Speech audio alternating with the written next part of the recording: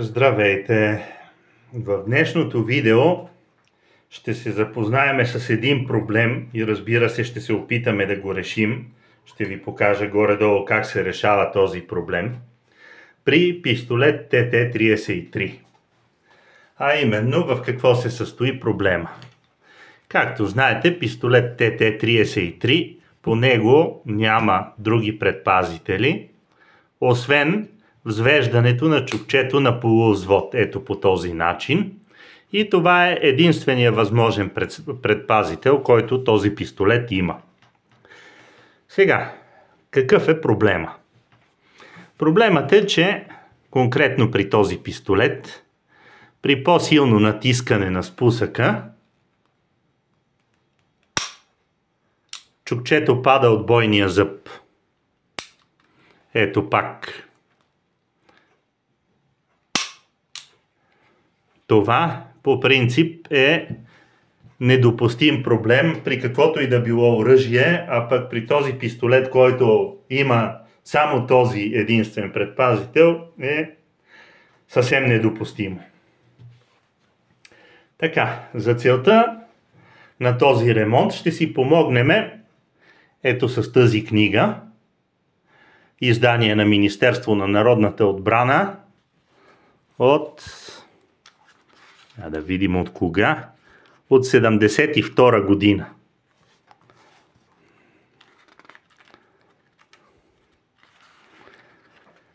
Това е ръководство за службата и ремонт на 7,62 мм обикновен пистолет ТТ-33 и на 26 мм ракетен пистолет СПШ образец 1944 година. Тази книга, честно казано, е доста старичка, но в нея е упоменато всичко по отношение на пистолет ТТ и СПШ. Аз си я купих от Битака, честно казано, и беше сред една голяма купчина книги. Както и да е, там могат да се намерят доста полезни четива.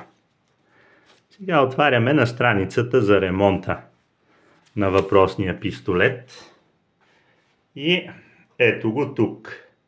Чукчето се свлича от предпазителния зъб, нашия случай. Не се допуска свличане на чукчето от предпазителния зъб при натискане по-отделно върху главичката на чукчето отдолу и върху спусъка.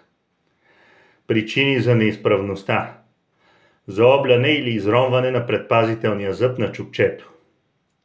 Сега ето тук има едно съкращение ПАР, което за хората, които не знаят, ще обясня. Това е полкова артилерийска ремонтна работилница. Това са някакви стари означения от социализма, които вероятно такива неща към днешна дата не съществуват, но все пак да знаете какво е ПАР. Така. Начините за ремонт на въпросния проблем. Чукчето се сменя. Допуска се заобляне на предпазителния зъб на запавача, което не предизвиква свличане на чукчето. Така, запавачът се стяга в менгяме, в медни подложки и върхът му се поправя с часовникарска пила.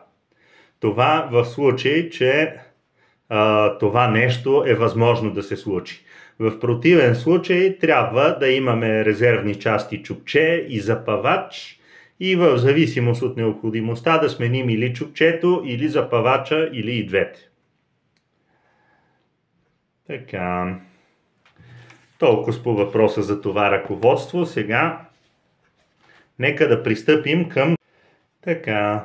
Нека да се убедим, че пистолетът е празен. Надникваме в дръжката, няма пълнител, проверяваме. Проверяваме за патрон в цевта, поглеждаме вътре, спускаме. Когато сме сигурни, че оръжието е празно, започваме разглобяването. За удобство съм отстранил скобата. Знае се как се извършва разглобяването, няма да се спирам детайлно на него. И ще премахвам ненужните ми части.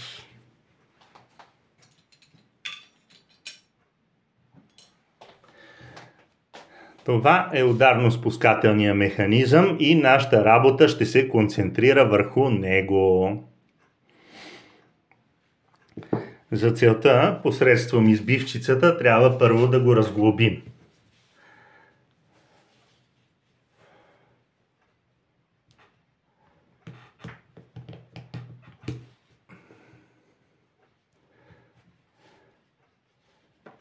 Избутваме първата ос, след което, придържайки чукчето, изваждаме избивача и сваляме самото чукче заедно с бойната му пружина. След това избиваме и запавача. Придържайки го, отстраняваме избивката и ето го, и запавачът е в нашите ръце. Сега, за да може да се види добре,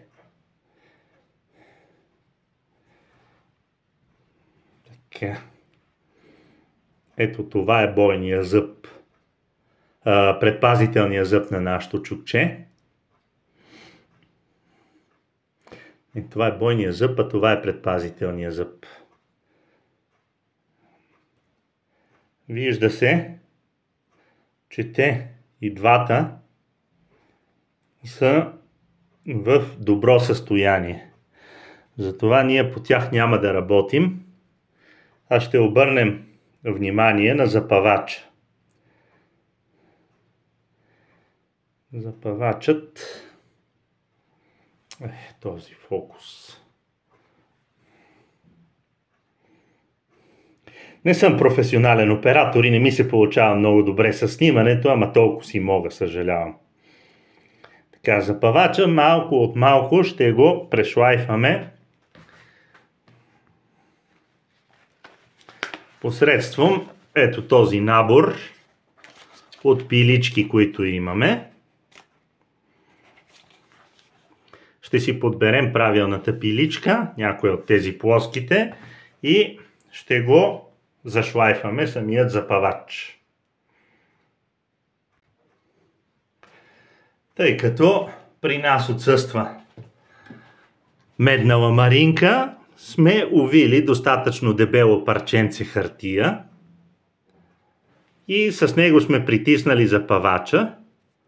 И ето в тази му част ще работим.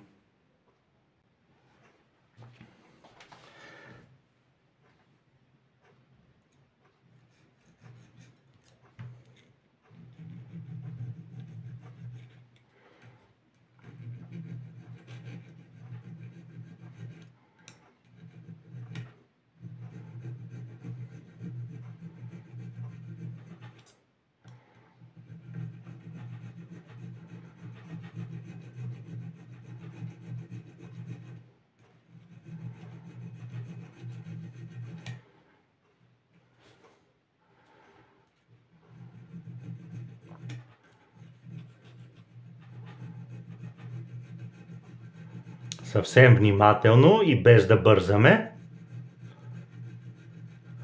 защото в случай, че този ремонт не се увенчае с успех, в такъв случай ще трябва да си търсим нов запавач, с който да сменим стария.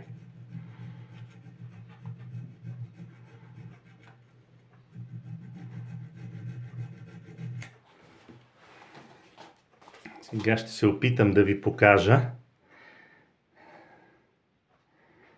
какъв ефект постигнах. Вижда се, че има един улей черен, който ето тук означава, че има вдлъбнатина на запавача, която трябва да поизравним. Ще продължим още малко. Този улей беше по-голям, но в процеса на работата лека по лека намалява.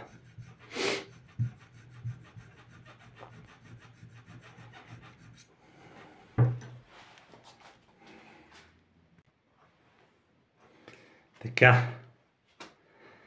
Ще се опитам пак да фокусирам. Ето го въпросния запъвач. И какво сме направили ние по него. Обрали сме от едната му страна и от другата страна мустаците и сме го загладили от всякакви износвания. Сега ще съберем ударно-спускателния механизъм и след това ще проверим дали този ремонт е дал ефект. Така, вече сме си сглобили оръжието, всичко си е по местата. Нека да проверим още веднъж. И, както се вижда, чукчето работи. Ето го на предпазителния зъб. И при натискане на спусъка вече не пада от предпазителния зъб.